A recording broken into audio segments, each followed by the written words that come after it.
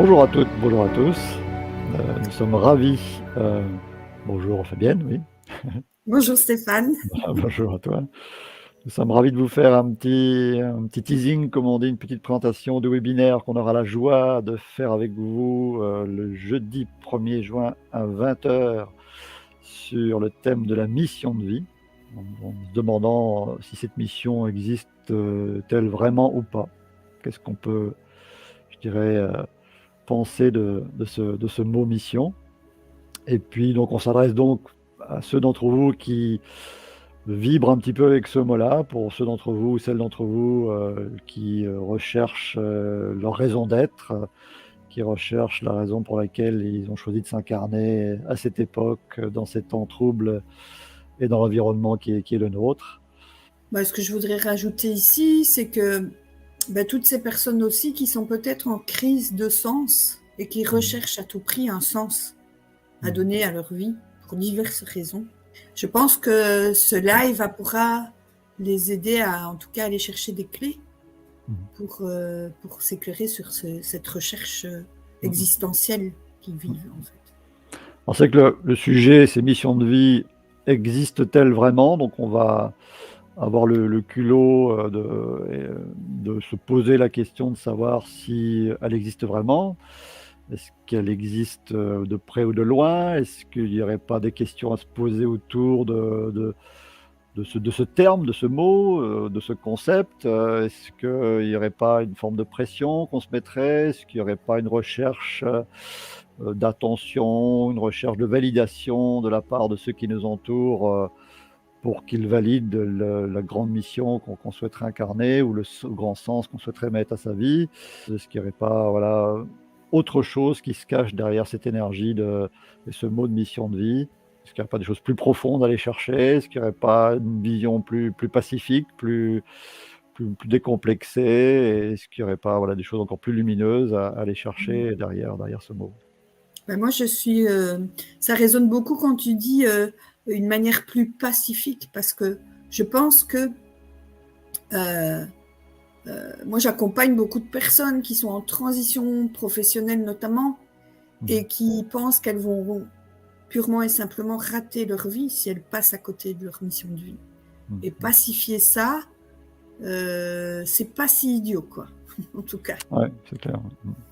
Ça rentre vraiment dans le cadre peut-être d'une pression générale que la société nous met dès notre naissance, avec l'éducation, la volonté de réussir absolument ses études, ses relations, sa carrière, que sais-je encore.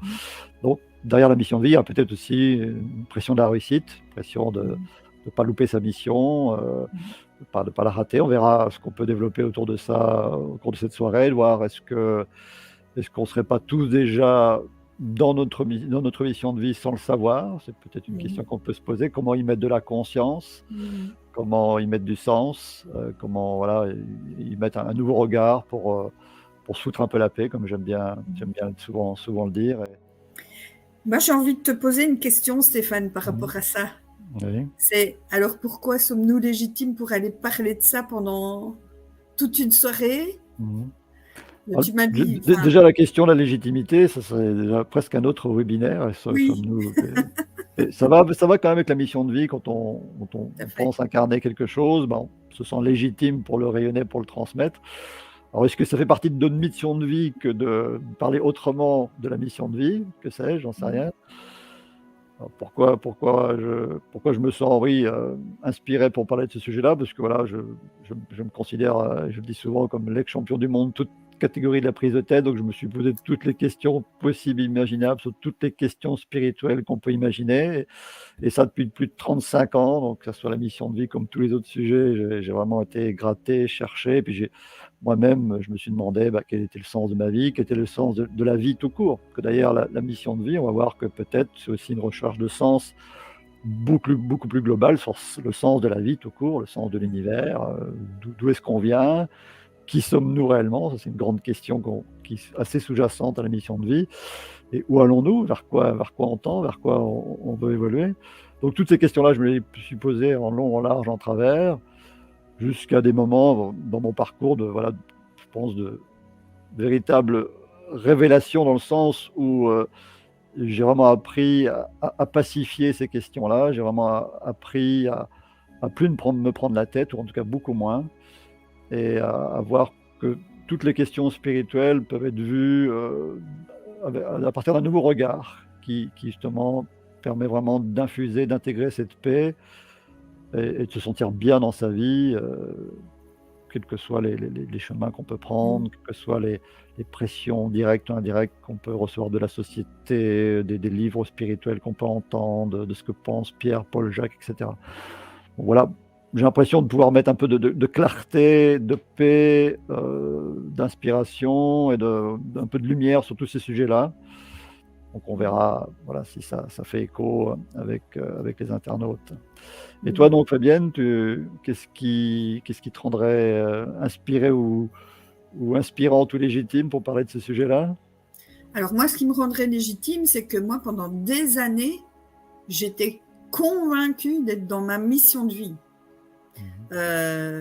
J'étais quelqu'un qui se définissait simplement par son travail, avec une certaine réussite dans le travail, jusqu'au jour où, au milieu du désert du Sahara, je me rends compte que tout ça n'est que pure illusion et que je ne suis pas ce que je fais. Et donc, finalement, j'ai dû apprendre à me détacher, à pacifier tout ça, etc. Et j'ai été très longtemps, suite à ça, en recherche de sens, en fait. Parce que j'étais tellement identifiée à ce que je faisais que quand ce château de cartes s'est écroulé, de mon point de vue, je n'étais plus personne. Et c'est là que j'ai commencé à cheminer. Donc, je pense que je peux apporter, en tout cas dans ce débat, peut-être les questions concrètes, pratico-pratiques, terre à terre, qu'on pourrait se poser ou pas. Et pouvoir en tout cas échanger avec toi sur ce sujet-là et partager nos points de vue. Je pense que ça pourrait être éclairant et intéressant en tout cas. Ok, super. Ça promet d'être une belle soirée. Surtout, ce qui est important de dire, c'est que les internautes pourront poser leurs questions en direct. Oui. Alors, il n'y aura pas de mauvaises questions, puisque justement, en tant qu'ex-champion du monde de la prise de tête, je me suis posé toutes les questions que je jugeais de près ou de loin, en me jugeant moi-même, parfois des questions qui paraissaient très bêtes, mais en vérité, il n'y a aucune question bête. Les questions les plus simples et soi-disant les plus bêtes peuvent au contraire ouvrir des portes extraordinaires. Pour poser un nouveau regard, et puis moi ça m'inspire beaucoup, voilà. Donc tout ce qui m'inspire, c'est voilà, toutes les croyances limitantes qu'on peut avoir sur les choses, tout ce mental qui se prend la tête sur ce qui devrait être ou pas être, sur ce qu'on devrait faire ou pas faire. Donc sentez-vous libre au cours de cette soirée, voilà, de vous lâcher un peu dans les questions, et on essaiera de répondre à un maximum d'entre elles. Et puis voilà, il y aura peut-être quelques surprises aussi dans l'inspiration qui viendront en nous, puis peut-être quelques surprises à la fin du webinaire, des petits cadeaux qui vous attendent si vous restez jusqu'à la fin du webinaire, jusqu'à la fin du live avec nous. Oui, tout à fait. Et moi j'aime bien cet espace de questions-réponses parce que ça nous permet aussi d'être en lien avec vous. Et c'est ça le but en fait. Le but, on n'est pas là pour aller dérouler une xème théorie ou un xème dogme sur ce qu'est la mission de vie, etc. C'est de mon point de vue, c'est le participatif, c'est l'échange qui va être intéressant là-dedans. Je ne sais pas ce que tu en penses, Stéphane. Tout à fait, on fera un lien bien évidemment direct avec ce que l'on est, toi et moi, puis ce que l'on propose par ailleurs, toi et moi, dans l'accompagnement qu'on peut faire auprès des gens qui viennent à nous, dans l'accompagnement spirituel, psychologique, énergétique ou autre. Et c'est vrai que moi, ma pierre angulaire, mon principal leitmotiv dans tout ce que je transmets sur le plan spirituel qui m'a passionné depuis 35 ans, c'est comment accéder à sa propre guidance spirituelle, comment accéder à sa propre autonomie, sa propre liberté de penser, d'être, comment trouver sa propre vérité. Et sur ce sujet de la mission de vie, l'idée c'est effectivement, ça ne va pas être de vous imposer notre point de vue, notre regard, ça va être de vous dire voilà notre vécu, ce qu'on en pense, ce qui nous traverse, et puis si ça vous inspire, très bien, si ça ne vous inspire pas, vous pouvez le laisser de côté, mais en tout cas, les cailloux qu'on voudrait bien planter sur votre chemin à travers ce qu'on va proposer aussi de manière plus générale, c'est d'aller chercher aussi vos propres réponses. De voir que vous pouvez vous payer ce grand luxe, donc cette lumière étymologiquement, d'aller chercher votre propre vérité, d'aller voir si en vous, si oui ou non, vous voulez rester sur l'idée classique de la mission de vie, ou si vous voulez oui ou non la faire évoluer, si oui ou non vous voulez la rendre plus claire, plus paisible. Ça sera vraiment à vous de choisir au cours de cette soirée. On n'est pas là pour imposer quoi que ce soit, rassurez-vous. On est là pour donner notre point de vue. Mhm. Et moi, j'ai envie d'ajouter quelque chose, c'est aussi peut-être de vous inviter à écouter avec de nouvelles oreilles ce qu'on va vous partager. Ce que je veux dire par là, c'est qu'on a plutôt tendance, on peut avoir tendance quand on écoute un webinaire, une conférence ou autre, c'est d'aller valider nos croyances. Et moi, l'invitation que j'ai envie de faire, c'est arriver avec une oreille ou un regard complètement vierge et essayer d'appréhender ce qu'on va vous partager d'un autre espace que vos certitudes, en fait. Tout à fait, oui. L'idée, c'est effectivement de voir si ce qu'on peut amener va résonner ou pas. Est-ce que ça va pouvoir voilà, ça peut peut-être chambouler des choses en soi, peut-être ouvrir d'autres portes. Donc laissez la porte ouverte, puis si la porte qu'on ouvre ne vous plaît pas, vous pourrez la refermer à la fin du webinaire, bien évidemment. Et l'idée dans cette écoute, effectivement, je dirais, nouvelle, différente, c'est d'aussi écouter de manière, je dirais, différente, en tout cas d'ouvrir un espace d'écoute plus large, même par rapport à des choses que vous allez parfois croire connaître par cœur. Il y a bien souvent des choses que oui, bah, ça je sais déjà, ça j'ai déjà entendu, ça j'ai déjà lu. Il y a parfois des évidences qu'on n'écoute pas assez profondément sous prétexte qu'on croit les avoir entendues ou lues 1000 fois, mais dans mon expérience spirituelle profonde, à maintes reprises, à partir du moment où j'ai posé l'intention, pour en revenir aussi sur l'importance de l'intention, quand j'ai posé l'intention d'écouter depuis un autre espace des choses que je croyais connaître par cœur, bah, ça m'a fait vivre là aussi de véritables moments de révélation, des prises de conscience sur des choses que je croyais connaître. Je me suis aperçu à ce moment-là qu'une notion spirituelle, qu'un point de vue, qu'une vérité, qu'une chose qu'on pouvait découvrir pouvait vraiment s'infuser et s'intégrer à l'infini. Donc même s'il y a des choses que vous croyez déjà avoir entendues ailleurs, si vous prenez la peine de poser cette intention d'ouverture d'esprit et de cœur, vous allez peut-être vivre, comme j'ai vécu moi-même, parfois des véritables instants de grâce, voire de miracle. Donc c'est aussi cette invitation à la prise de conscience, à la grâce et au miracle que j'aime ouvrir dans tout ce que je fais, dans tout ce que je propose.